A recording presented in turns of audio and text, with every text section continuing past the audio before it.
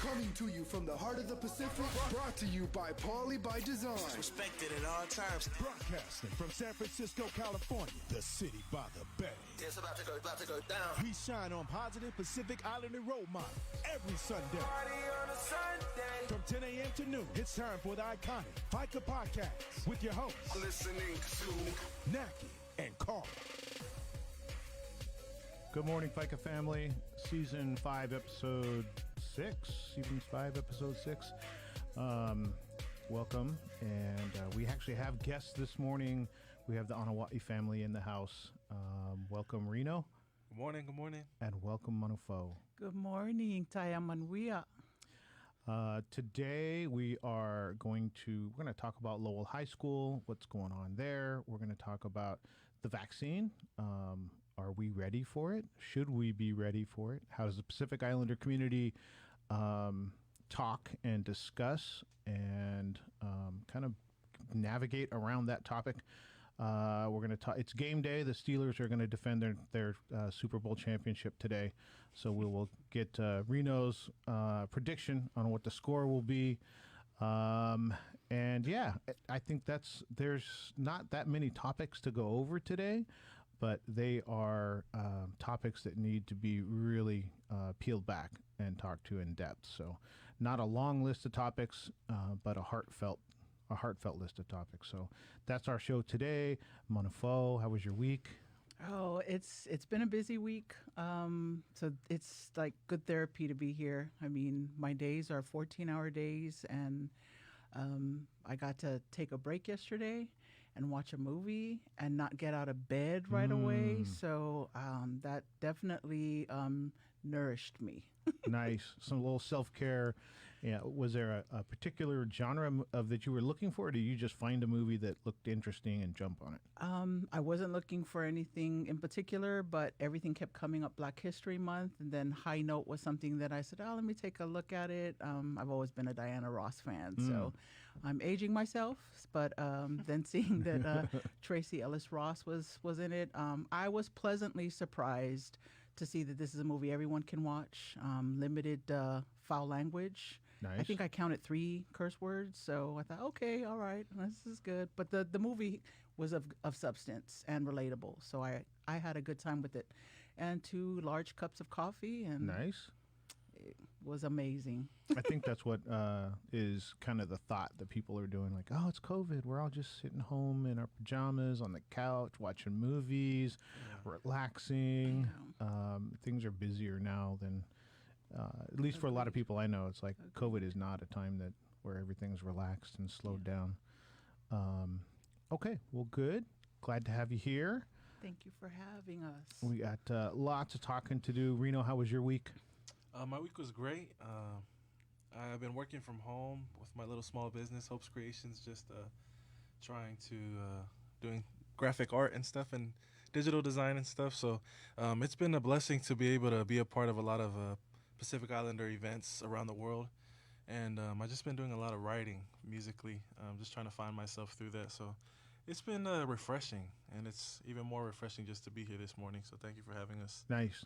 Talk a little bit about your organization, the project you got going on. So Hopes Creations, it kind of started off as a little side hustle, but I kind of took it more seriously after the passing of my elder brother, Anthony, last year.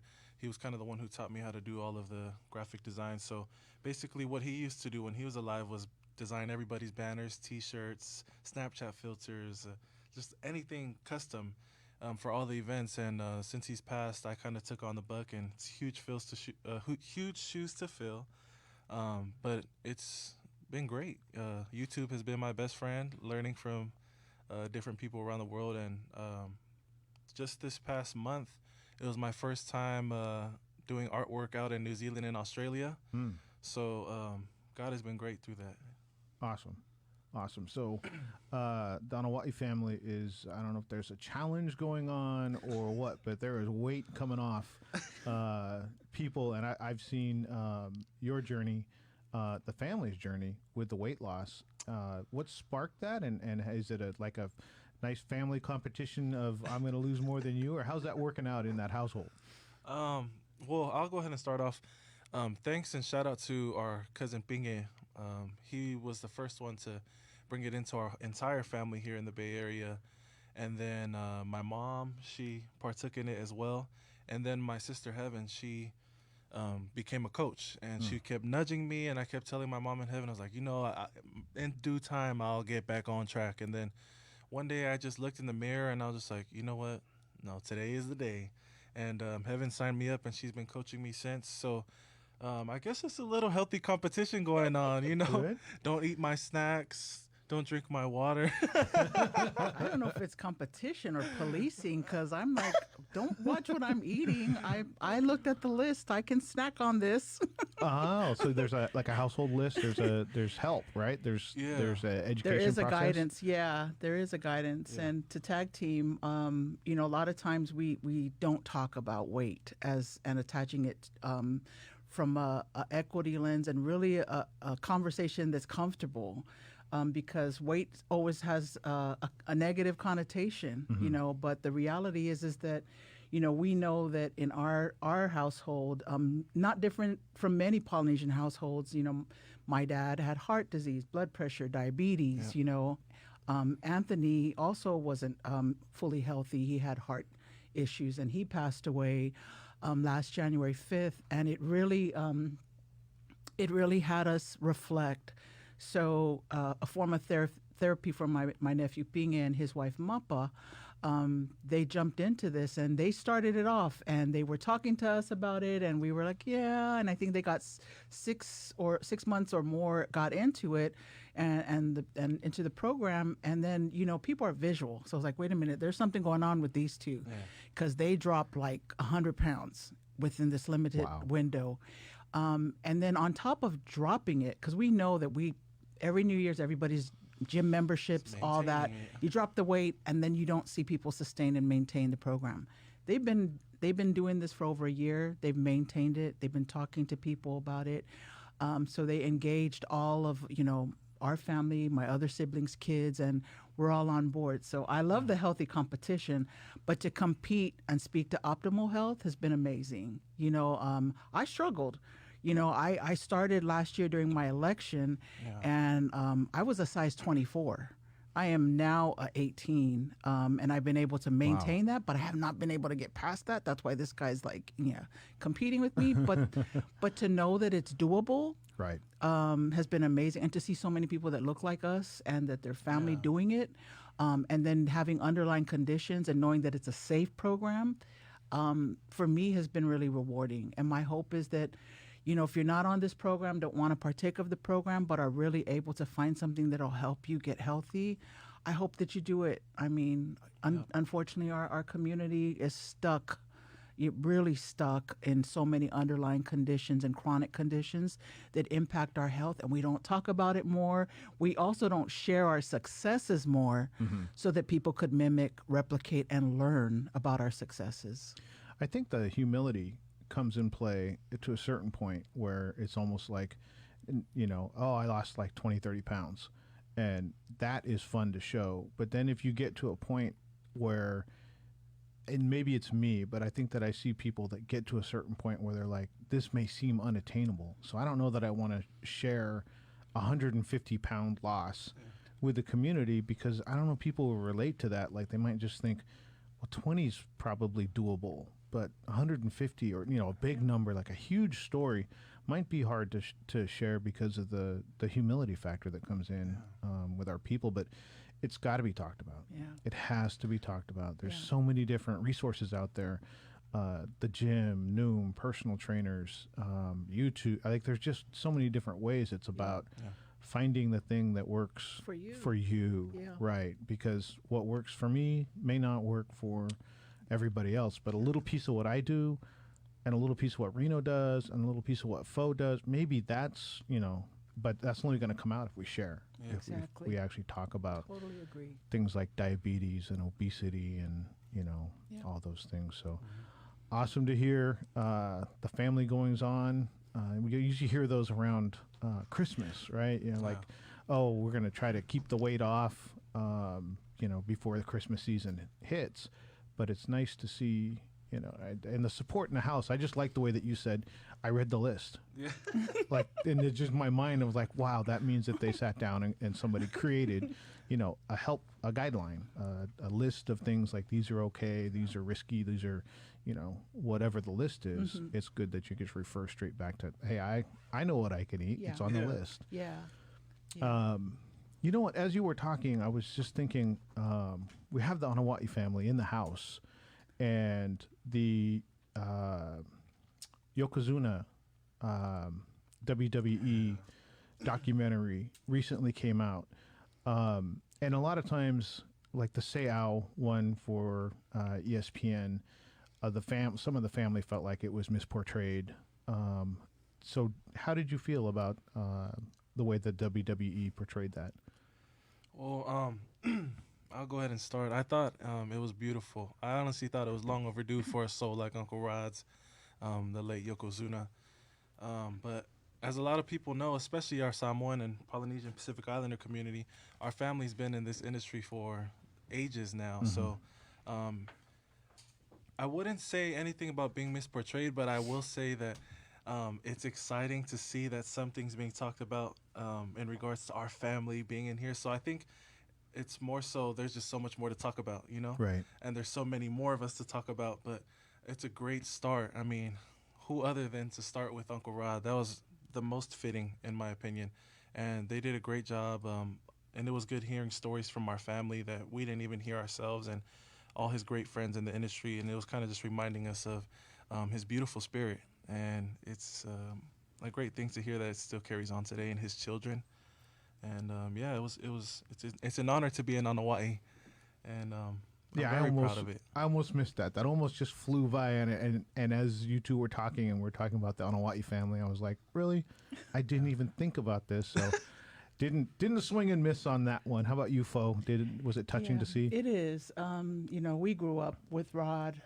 Sister Venus is right after him, and she and I are the same age. She's also in heaven with him, and I felt it was a fitting portrayal of what they were able to put within that small, compact time of giving folks outside of our family and the younger generation within the Anoa'i family.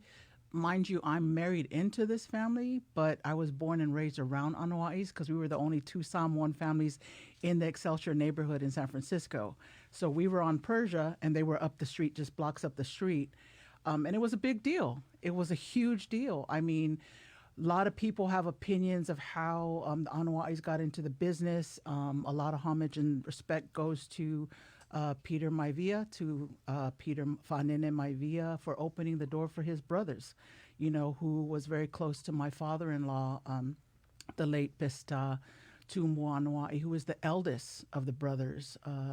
And just like Sika, Polai Vau, his chief title, just like he said there that he went to his brothers and asked his brothers to give their sons. Yeah. I will say that Sika did the same. Uncle Sika did the same with Ryan. When Ryan got his pe'a, he's got his pe'a. He came to my father and I said, "Give me him. Let me train your son." So the uncles are always looking out for the nephews because this is something that they've built with WWE. Yeah. And I take great pride in seeing the Anoa'is claim that level of success that they, and Vince McMahon acknowledges the fact that he knows that the Anoa'i family has contributed greatly to the legacy of this business that he's built and has really built his wealth, so looking at Rodney and allowing for people to know what he was behind the scenes. And for me, the reason why I get emotional is because he was gone too soon. We spoke about health earlier, and he struggled with it like many of us. The other thing that really hit home with me was when people don't talk about the story after WWE, and they touched on that. And we saw that struggle when he came back home to us. We felt it. So it was hard to contain ourselves and not cry because we knew the pain that he had felt, but we also took great pride in what he did in and outside of the ring. So mad love for you, Brother Rodney. I mean, Yokozuna to the end. Yoko to the end. Rest in peace. Is there a favorite story that you have, your interaction, especially with uncle, right? You got, and you see somebody on TV, it's a family member. Is there any favorite memory that you had with Rodney?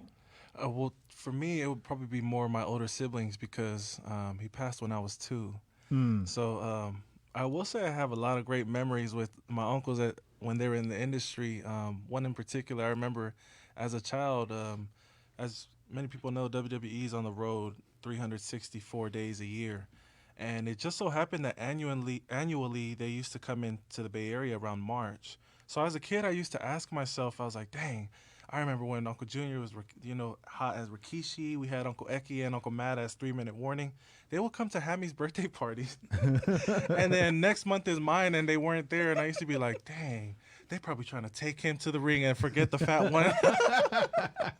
But those are the memories I have was they always made time to show up for family when they could, even with their busy schedule. So I really appreciate my uncles that as busy as they were and still are, they always make it a priority to be there for our family. Yes. Yeah, I think that you've done so much in a short period of time. I forgot your age. And I hopefully we get to do some things, Poly by Design and Faika, with you in the future. But I actually, when you said that, I was like, dang, you've done a lot. And so I just associate an older age with you.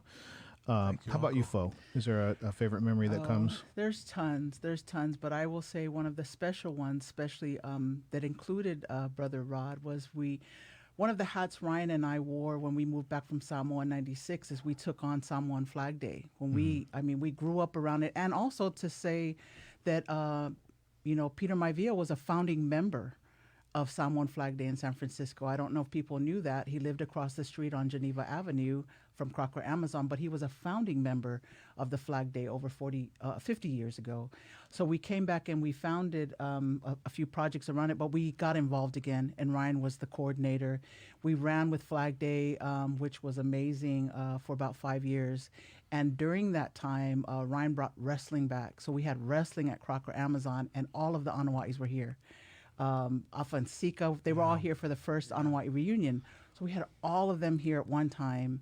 And Yoko was there, Rikishi was there. There were 10,000 people at Crocker Amazon lined up to get their autograph. And we were in awe, but the people were in awe because they were homegrown from the neighborhood. And so many Samoans showed up. They were just prideful. Then we had Samoan Heritage Week. I worked for Mayor Willie Brown at the time. Timing was perfect. We had it at City Hall. They were all up there with him on the balcony with Mayor Willie Brown, all of the Samoans out of the Anoa'i family, all wrestlers. And, Rodney's name was spelt wrong. And the week before he passed, he called me every week. He was like, sis, you need to tell Mayor Brown to fix my name. He spelled it wrong, And so it was sad because I had to fix it and put it in front of his casket because I didn't get to fix it while he was still physically with us. But that is a great memory to see all of the uncles that brought their nephews into the business and be here in San Francisco where they all grew up and became popular at Cow Palace, to all come together and see the community still rally behind them was amazing for me to witness. I'll never forget that. That was a wonderful memory. It sounds like it, and it sounds like a time of pride and culture and family that hopefully gets revived. There's been a lot of talk of Flag Day or something to get the cultural juices flowing again from a community standpoint. So hopefully we get to see those things happen again. But what a great memory and what a great lineage, of family in the WWF, WWE history, and all the way back into the regional circuits. I mean, those are, a lot of people don't see professional wrestling now, and they see it just nationalized and don't understand what came before the WWE, WWF. Well, I'm glad I didn't completely miss that one, because if I'd have missed that one on the show and I'd have looked back later, I would have went, really? What were you, how did you ever miss that? Let's talk about specifically in your week, Fo, you had been involved with Lowell High School. As I understand, you're a graduate of Lowell High School. So a long history of being involved with that school, being involved with the administration, and it all came to a head this week. And it was over something that you find near and dear, and I always hear you championing is, the rights and moving our people forward and equality. So it's obviously something that if for those of you that don't follow Fo on Facebook or social media, one, you should, because she's always talking about the right things. But two, if you do, or if you don't, you didn't see the passion that was there through this week. So for those of us that don't understand, because I think I know, but obviously when I think I know, there's a whole bunch that I don't. Kind of walk through the situation as it evolved before this week, and then we'll talk about how it came to a head. Sure. So there has been issues of discrimination, and about 5-6 years ago, alumni were pulled in, and that's when I initially became actually hands-on involved, and I was already on the school board at that time. So what happened was the swastikas were painted around the school, and it was the way it was handled internally, we did not find was appropriate. The timeliness of a response was not appropriate.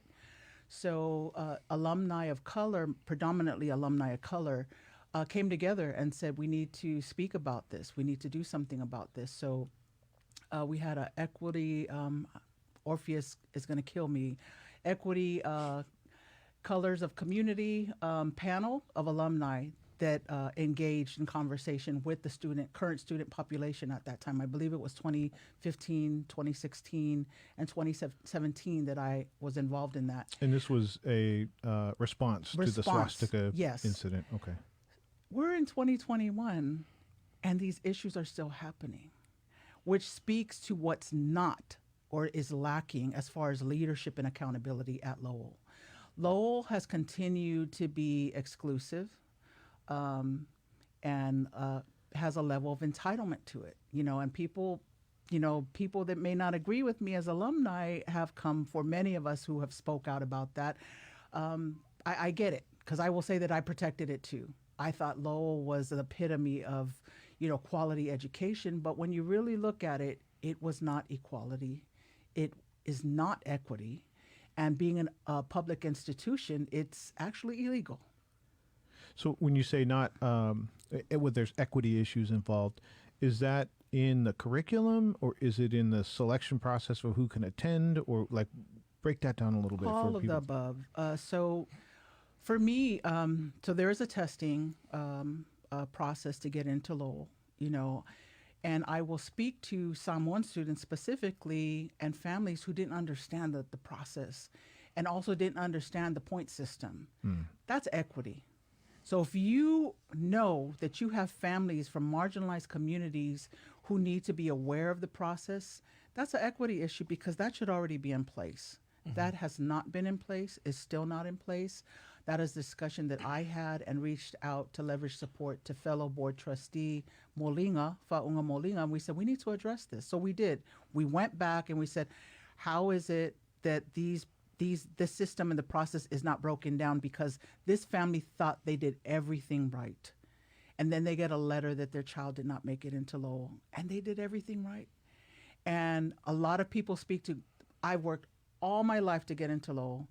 I got straight A's, I got 1B, I did everything right, and now you're denying me access.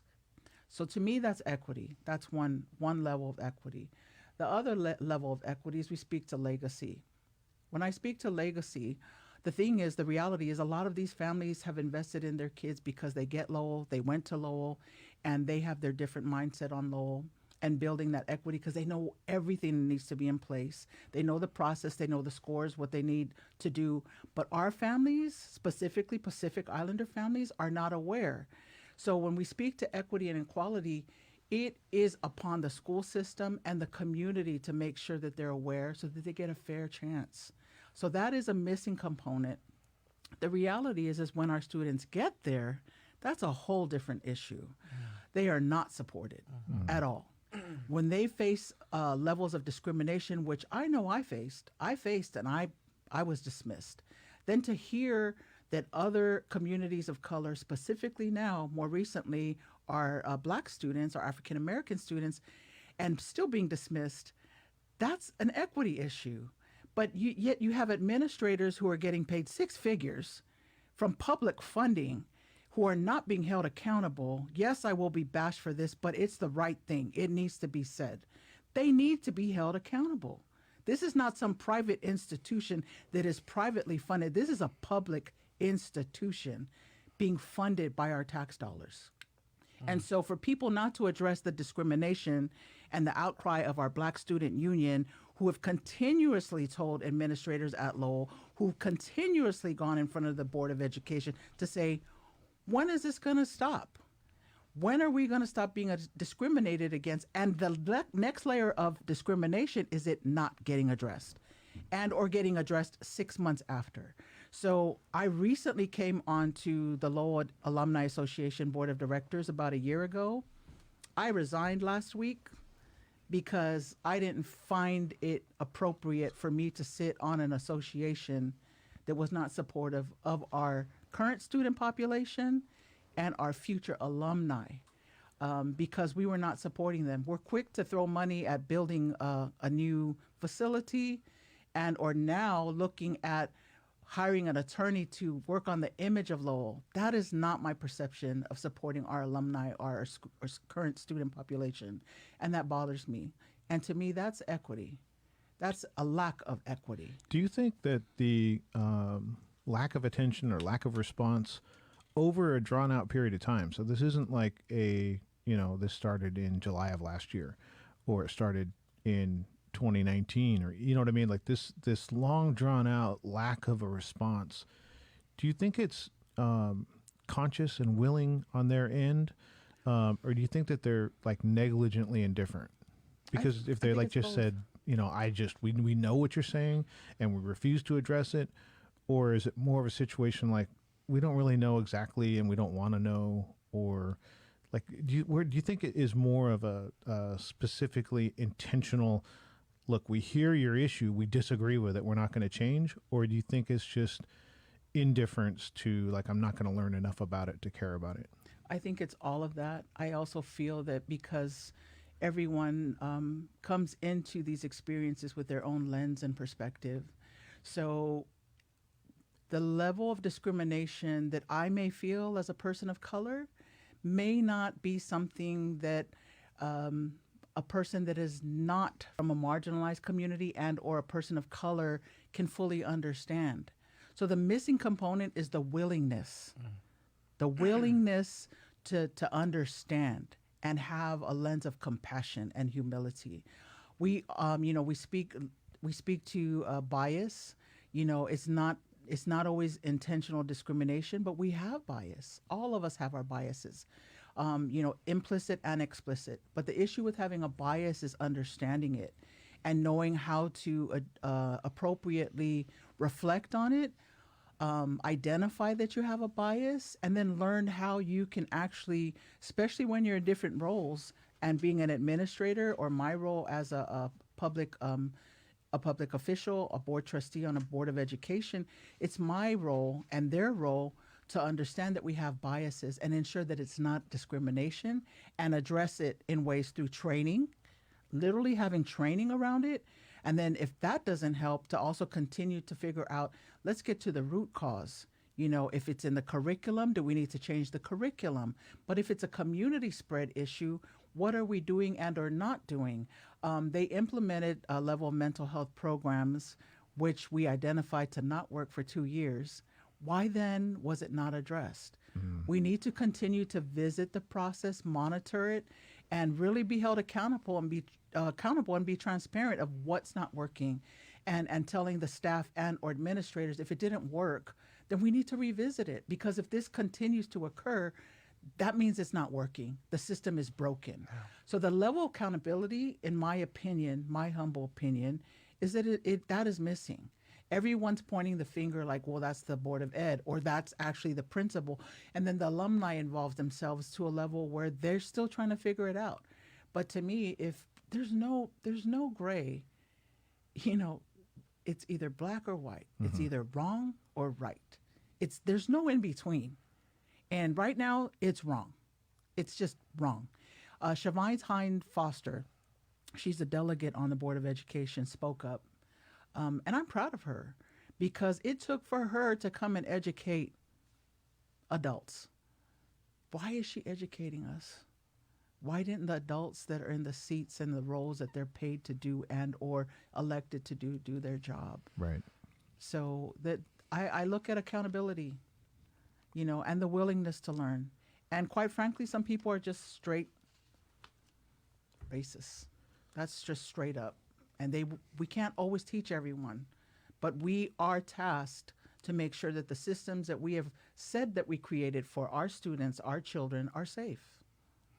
Yeah, a couple shows ago, Mac Molly, Naki's son, and I were on here, and we were talking about a sheriff got caught on a body cam using the N-word and saying racist things. And, you know, my thought was, I'm glad that's out there.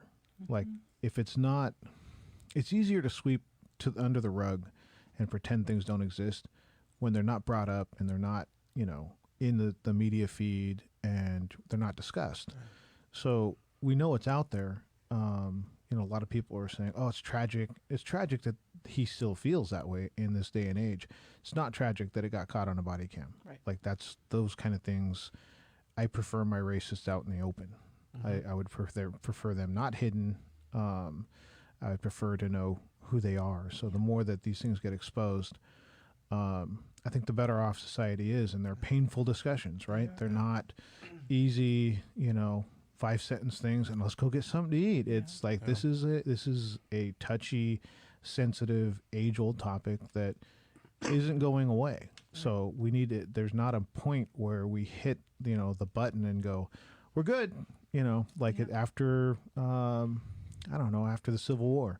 Okay, slavery's over, push the button, we can all move on. Yeah. Well, that's not really what happened. And then the Civil Rights Act in 1964, press the button. Well, nope, that didn't happen either. So there's not this finish line for us to hit. It's a process, and it's always going to be a process.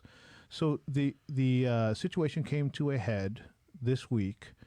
And you was it a virtual meeting that you attended, or at what point did this happen? So there, every Tuesday, you know, San Francisco's Board of Ed has their meeting. So what it was is actually San Francisco's NAACP hosted a meeting before the Board of Ed, and there was a lot of emotion shared. You know, everyone was speaking out about the situation. And how they wanted to make sure that everyone was also going to communicate it to the Board of Ed. Because at the end of the day, they were going to the Board of Ed to say, you all need to do something because you all oversee all of the schools in your district. So all of the commissioners on the Board of Education, along with the superintendent, that is their job, to look at what's been brought to them and address it. Do we need to have the removal of the principal? What level of reprimanding do we need to ensure that we support based on the recommendations that were given? So that was why there was an uproar because, again, we speak to process. Why is it taking so long for something to happen? You know, so that's the issue. It's like, how is it you decide to move on things quickly and swiftly in one situation and not the other? And so that really adds to the pain and the trauma that our students have endured, and even our staff. You know, and when I say I say it as an alumni. We've had staff from Lowell now resign because they just don't feel that this is a place that they can continue to work. But some of the staff that also resigned, because they resigned because they felt the pressure. They knew that they didn't do their job. You know, and I'm like, hey, if you found that you could not do the job that you were hired to perform, and you know that you are part of this discrimination and this racism, then you're right. This is not a space for you to be in, and especially as an educator. Well, I think at that point, then at least there's action being taken, right? We're not just talking about it. And that's what we hope for. Yeah. I mean, that is what we hope for. And, you know, a lot of noise is being made, but a lot of us on the side are like, well, we're waiting for the action. You know, and it's unfortunate that we have to make so much noise, You know, we shouldn't have to make so much noise to right or wrong. But slavery is a mindset, and process is important. And I really love that you brought up process, because we don't speak to process all the time. And process always has to be revisited, because you can't just get up and say, oh, that's tragic, that's unfortunate, and walk away. The only way we're going to see any form of healing resolution is to speak to the process, which leads to solution and resolution. And it's a constant cycle. Right. It's a constant cycle. And for our people, I know a lot of times we don't do that. We're like, oh, umang ka ngo, yeah, fa lava or uma fa soifua, you know. Moving on. Just because we talked about it, we're checking off a box. Yeah. But we need to dive, you know, dive really deep and get to the root. I think that's exactly what you're saying, is that a lot of the discussions that I'm on Reddit or on discussion boards, I will read things like, look, that's a thing of the past. Like, we don't have those things that was from, you know, the 1860s or the 1960s, or, you know, well, yeah, that was 30 years ago. And it's, you know, it's always frustrating for me to think that, look, yes, we went through a process when the Civil Rights Act happened. We went through that process and it was great. We're asking for more equality and we're asking for better things. We're not asking for the same things we asked in 64. So we got those, and there are still things, there's still inequities in place. And it's like, it seems like society, a certain segment of society just wants to be able to say, no, we're good. Yeah. And now we don't have the discussion anymore. I'm tired of talking about it. Reno, from you know, the younger generation standpoint, when you see these kind of things, and you see one of the things, let me back up a minute. With Fo, it's always so impressive to me how respectful and humble you are, yet how much noise you make and how much change you bring about. Because there's people that just blow up and just, you know, they're cursing or no. In my mind, there's a bubble. I'm like, don't read the bubble. But how you speak, and how you express yourself, the community needs, because you're not just written off by the other segment of society as like, she's off the handle, she's unhinged, she's not making sense. The way that you make noise is the right way to do it, and I really respect that, because there's plenty of times Naki and I are like, oh my God, I would be horrible. I have a lot of beat moments in my head. I'd be remiss. I wanted to mention just one more thing around Lowell, is that we didn't just see discrimination against our Black students. A lot of female students were violated from a lot of considered prominent students, you know, in the Lowell community. And those women saw the Me Too movement elevate, and they came out and spoke to all of the you know, negative sexual experiences they had at Lowell, that they brought to administrators and were never ever addressed.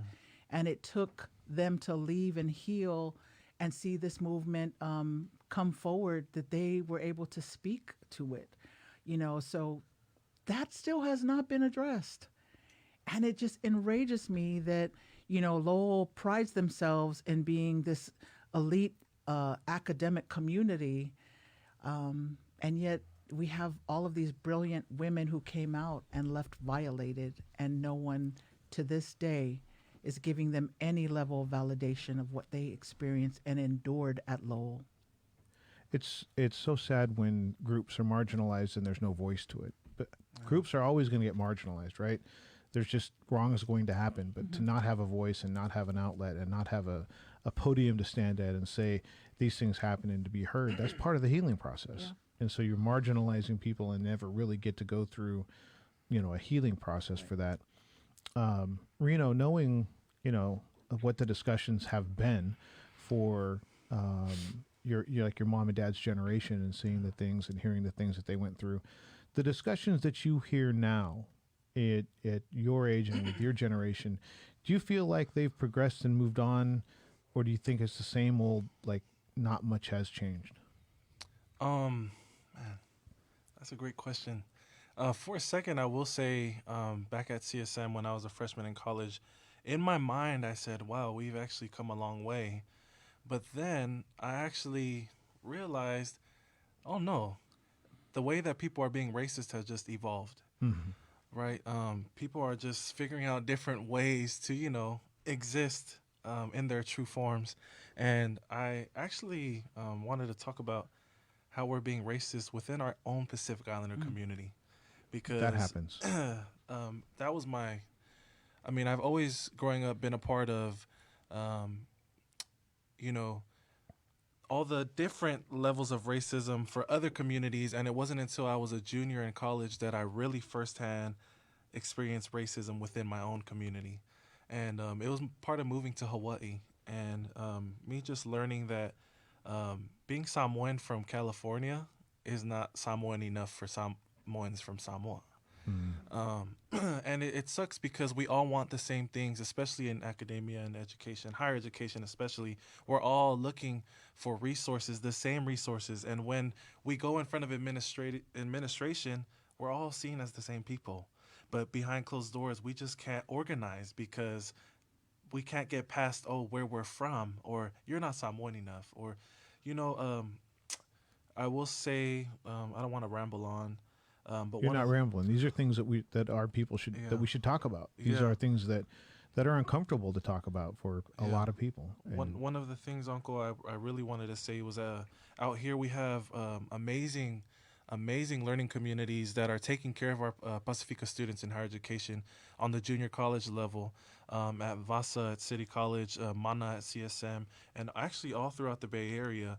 And when we went to UH, before going there, we were kind of offered that we were sold like, this is what we have there too. So you guys are going to come in. It's kind of just going to be a smooth transition, and we're going to have all the same resources. And not to bash anyone at UH, but it's just not what we had. So immediately we were like, okay, no, we need to organize, because after we started hanging out with a few Samoans that have been going there for years, they said, oh, no, we don't get that. But I was like, that's what you're paying for, though. And that's what you're supposed to be getting. You know what I'm saying? So these students were comfortable and content because that's what they've been going through for years. But we just have to start educating ourselves and our community there. Like, no, this is what you paid for. And it's okay to go hold your Samoan educator accountable. Right. And that's a cultural barrier, right? Because when we went to go speak at the conference as to how we weren't being supported by our Pacifica educators, we were looked at as fiapoko. And, look at these little kids from California coming and whining. And, that was a big deal. But at the end of the day, I'm happy to say we found something that worked for us. And we had to just create a community on our own and a support system on our own called Fale Manoa. Shout out to Emangi, Ilawa, Solo Tongiaso. Those faces were spearheading with us.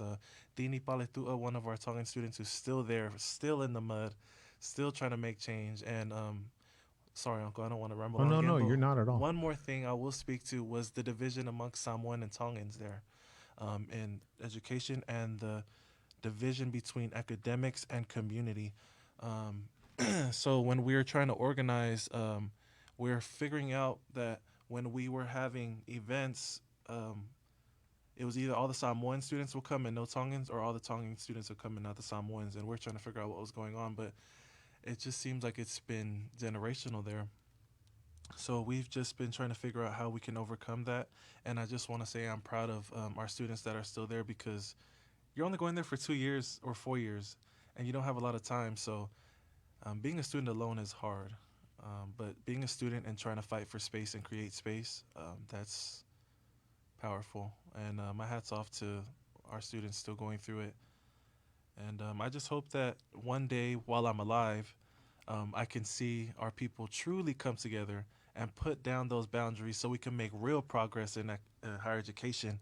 And I'm all over the place, but no, you're right. Though we'll get further together than we will apart. Yeah. I mean, and that's when I lived in Hawaii. I was surprised of the same thing, like the division between Pacific Islander groups, and I think it's because they live in Polynesia, right? They live where there are, the higher percentage of the population is Pacific Islanders. So, I found that like the group that I ran with in college, there was Tongans and Samoans, and it's just, we went to family events, we went to to both. You know, we hung out with both. But then when I moved to Hawaii, I was thinking it was going to be the same, and it wasn't. It was like Hawaii has its own dynamic, I think.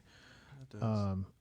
And it's unfortunate because I think, you know, like you're saying, if we were all doing the same, working towards the same goal and not in silos, like Exactly. we were all, you know, grouping together to get the same thing. I think it just gets to the point, Uncle, where I mean, I was to think back to what my mom said when she was talking about Lowell and how she was living through certain injustices as a student there back in the 80s. And I'm living through. Why you gotta say the year? Sorry, I mean, back in the Somebody just got in trouble. back in the early 2000s, and now as me as a student, I'm also living through those same kind of injustices in our own community. But what I'm trying to get at is, when are we going to be able to put all these things aside to ensure that our children are not enduring the same problems? Right. You know, so that's it for me. We have a ways to go. I mean, and it's a journey. It's a path. The more people that are walking it together and step together, and leading by example. Right. You know, action speaks louder than words. Truly is fitting here. Yeah. And I'm listening to a book. I think it's called Tropic of Football, and it's about Samoans in football, and that's the whole book is about that. And they talk That about the subject family. makes me cry. So Well, they talk about the family and the strength of the family, and it goes all the way into, you know, the weight problems that we have now came once, you know, once Kukuila became a net food importer, where they began to eat more food that was shipped to the island than they were growing. Then the activity of farming and doing those things, that activity started to stop because they started earning wages.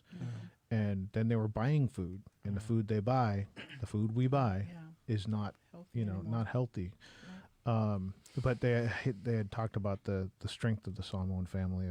That's a big piece of, you know, the success. Look at the Samoan dynasty, right? It's all about family.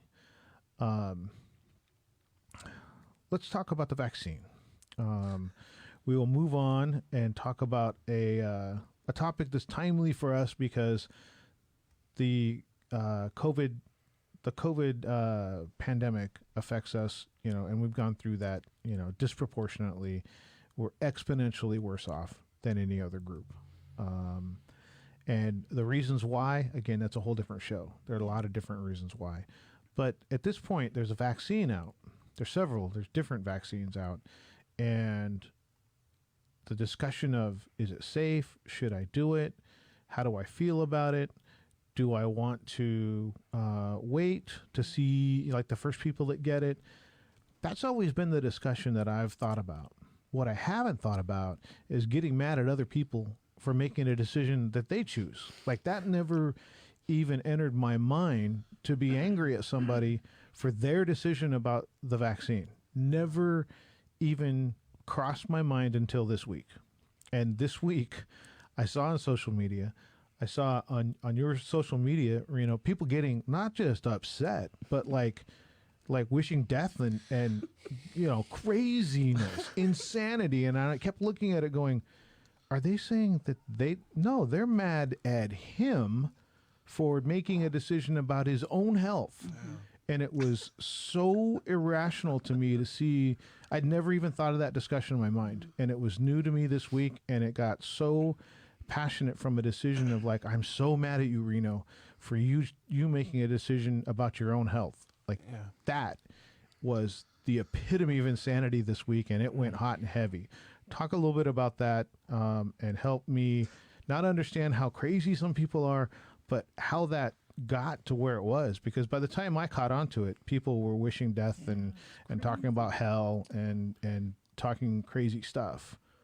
So how you opened it up to discuss it, right? As it's a good thing to talk about, right? Like, So I felt like the vaccine was one of those topics where our people were really uncomfortable about, and as they should be. You know, it's one of those things where we just gotta do our little research and figure out what we think is best for us. So I wanted to use my platform after getting my first dose to just open the floor for people to be like, hey, what's your side effects? Or, hey, how are you feeling? You know, just things like that, simple things. But I didn't know it was gonna take a hard turn. And I will say first, majority of the messages were funny, loving, encouraging. But there was exactly 17 messages, and they were pretty hateful. They were talking about, one of them said, stop posting stupid posts about telling our people to get the vaccine. But not once did I say that. I was just sharing, hey, everybody do what you think is right. And. And then other people were telling me that, hey, did you know that what you just put into your body actually means you're going to hell? And then I was just like sitting there and soaking it all. Like I had to ask myself, like, wait, is this for real? Like, am I for real? And, people were just saying, don't talk about God anymore if you're going to take a vaccine because you have the mark of the beast. And I was like, man, first of all, nice to meet you. And then, secondly, oh my God. Sorry, Uncle. It's like a lot. It was draining for me. Yeah. It was really hard to read and know that that's my people, telling me from miles away how they feel about it. But, at the end of the day, I had to sit back and as I was writing, I kind of came across the feeling that these people everyone's frustrated right now. Yeah. And I just happened to be that, last straw for them. Like, hey, we're going to use this guy and let out our frustration.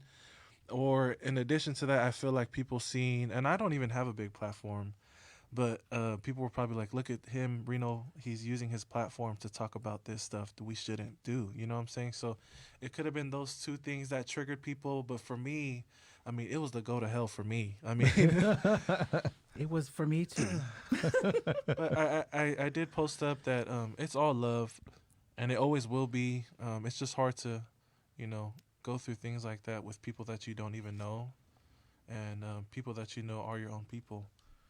So Yeah, it was just I never would have been even thought to be mad at somebody for getting the vaccine.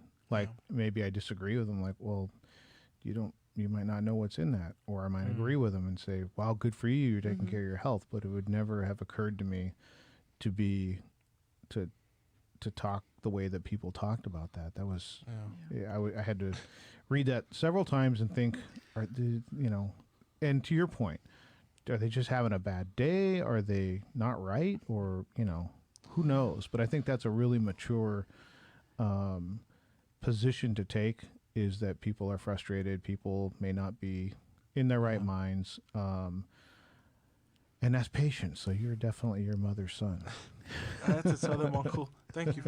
But the reality, too, that you didn't share is that some of these folks were the same naysayers when you talked about COVID and COVID testing. Yeah. That's a whole different conversation again. It's like it wasn't just the vaccine. It was just the pandemic in general and their position on that.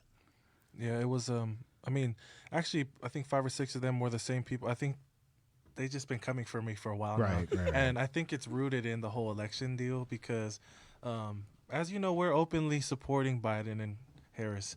And when I did put it up on my story, I wasn't kind of forcing it. I was never forcing it down anyone's throat. I was just saying, hey, Biden and Harris, And a few of those people were just like, oh, my gosh, did you know that Biden is the Antichrist? Or Kamala's going to shut down the government. And, everyone has the rights to their own opinion. But that's where it kind of started with these people. And then when it came to COVID, when I was trying to encourage everyone to, stay within the safety guidelines and let's try to do our best to, take precautions, these people were saying COVID is a hoax. Little do they know that we just lost a family member to COVID. So disregarding my mourning, coming out of their way to go on my page to tell me COVID is a hoax after I just lost my family member. And then to validate that, they said, well, they probably had underlying health conditions. Like, I hate you're going to that. stereotype my people. Crazy. It makes me so mad when people say, oh, we have underlying health conditions. Well, the majority of the United States is overweight, right? So let's just write off 64% of people right there. They don't matter. Right. And then people, because if a murderer runs down the street and shoots somebody, you don't look in the paper and go, oh, but did they have diabetes when they got shot? Right. No, the guy shot them. Like, they got killed. If a truck hits them, you don't say, well, did they have a heart condition? No, they got hit by a truck.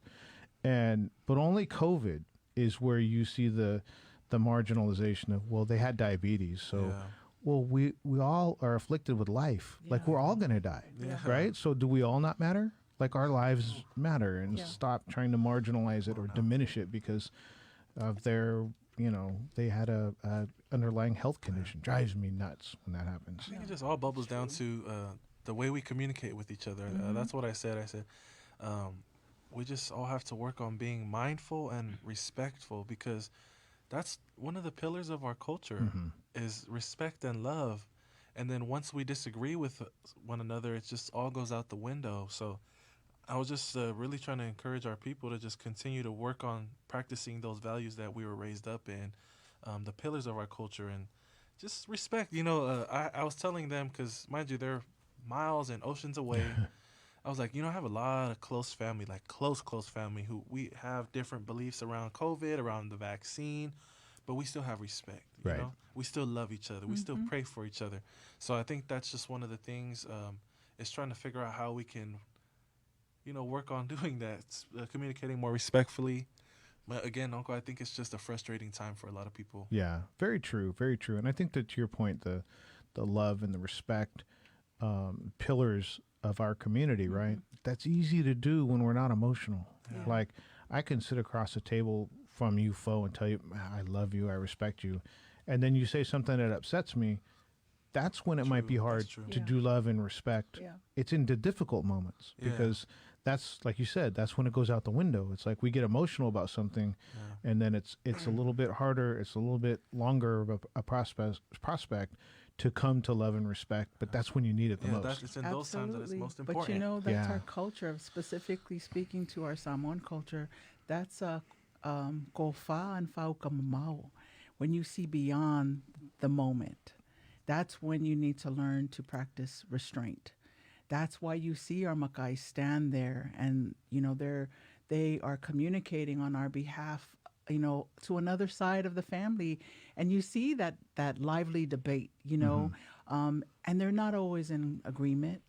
But what I love about our culture, ole faloalo, that level of respect, and that was missing in the communication he was receiving. I mean, Ryan and I said, just stop reading it. Yeah. But I get it. We're human. He started personalizing a lot of those comments, and then hearing the comments, I immediately, as his mom, I was enraged. I was like, let me see the name. What's the family name? What's the family name in Australia, in New Zealand, Samoa? And I said, I wouldn't be surprised, if we're related to some of these folks. Probably. But at the end of the day, everyone needs to own their own decision, their own position, and remember who you are. Right. Remember who you are. And I think, they lost their head, and I said, hey, I can lose my head too as your mom. But at the end of the day, the luxury of the delete button and block on social media. Right.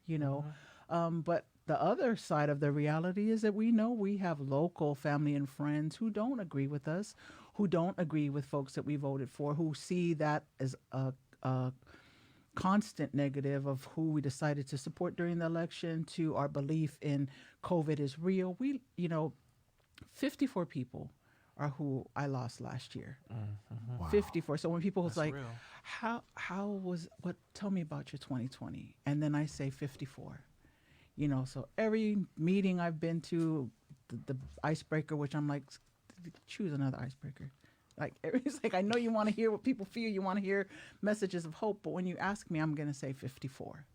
So when people speak to their frustrations, I'm like, I lost more people than we have weeks in the year, and so you want to keep telling me about underlying and how you have opinions, have them, but please have them, with a level of sense, with a level of decency, and especially if you're Polynesian, right? And more specifically Samoan, because our culture is rooted in respect, just as Reno shared. And so I'm like, just remind them of that. And if they go past that, that's on them, not us, But it's been crazy. I mean, I had a staff meeting, all the managers came together. I'm the health manager for my day job for Head Start in San Mateo County. And they were like, Fo, did you get the vaccine? Are you getting the vaccine? I went silent during that meeting because, in our family, we discuss everything.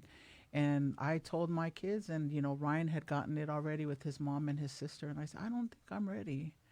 I'm still I'm praying, I'm doing my research, but I don't think I'm ready. And mind you, we all had different views about the vaccine in our household. Some of our kids even said, I'm waiting, I'm gonna wait it out, but after really doing my own due diligence, I made the decision and I owned it, Right. But that's what we're asking, is that we made that call. Yeah. We made that decision. And if it benefits you, if you're on the fence and you think, hey, they're okay, they did it, they said that they did their research, then I'm down too. But just have a level of decency, Right. if anything else. Well, that's the Trump Biden thing. It's like, 10 years from now, nobody's going to care who was president and who won 2020. Trump's not going to be in your life. Biden's not going to be in your life. Your family is. Your loved ones are. Like, those people are still going to be there.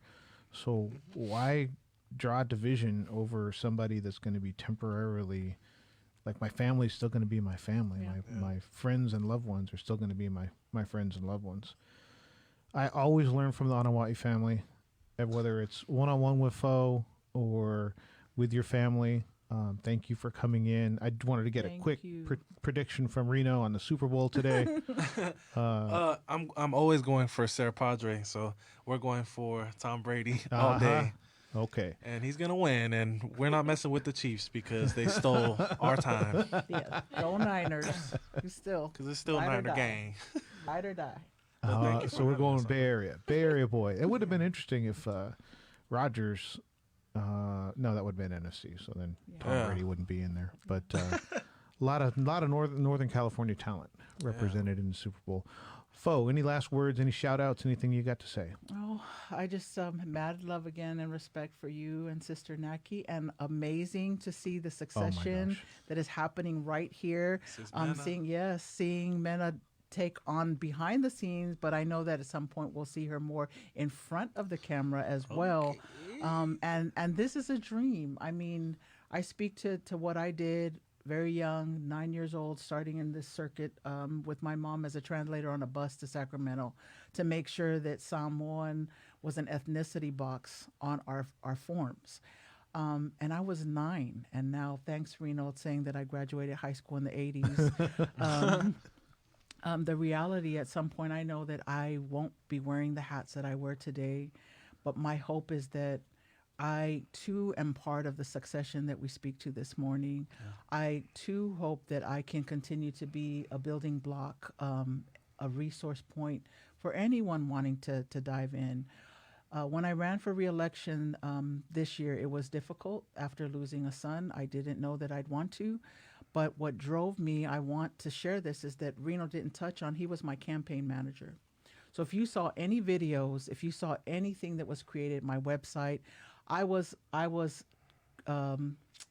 very proud to have other public officials come and say, who did all of your campaign? And I said, my son. And the reason why I share that, I took him for granted. I didn't know if he had the capacity or the bandwidth. But I really want to promote all of our youth and our younger generation who are trying to find their niche and find themselves, to just go for it. You may not be in that space all the time, but I was pleasantly surprised to see Reno take on the reins and really serve my campaign well and set the tone on how I moved throughout the election. And I saw that other people were like, oh, that's interesting. I think I might replicate some of those efforts. And we saw that. We said, hey, that's a copycat version, which actually is a compliment, but and also that 6 other women of color, 3 being Polynesian, said, I want to run. Can you help me? And that's the role that I've always envisioned myself to be in our community, is to be a form of support. And I always want to offer myself. I've done this work for almost 40 years. It's crazy. 40 years, and I don't know where I'm going to be in 4 years, but I do hope that I get to retire and just be here to just say, how can I help? How can I help? How can I help? So thank you so much for this space and this time. I'm really, really grateful, and we wish our people well. And, continue to pray for each other through this pandemic, and not criminalize folks for their views and their convictions, and just continue to share love. Thank you, Fo. to the left of us and to the right of us, we have this is the future, right? And so my hope is that at some point they are in here doing a show by themselves. I see it. And I hopefully this is going to happen. But I appreciate your time, especially on a Sunday morning. Reno, thank you so much. And I think hopefully we're talking a lot more and a lot more often going forward. That is it for this week. Check in with us tomorrow for Koviki Talk. I don't know all of the guests. I know we have Manu Malo, Alei Lima from Portland, and Joseph Sea from Washington. And then we have 2 other guests. I don't remember who they are, but we are going to be talking about the COVID-19 toolkit. Nice. So good information to be shared tomorrow, and then Tuesday is our midweek. So that's it for this week. Naki, get better. We miss you. We love you. Love you, sis. Can't wait to have you back and come back and Faika with us. Thank you.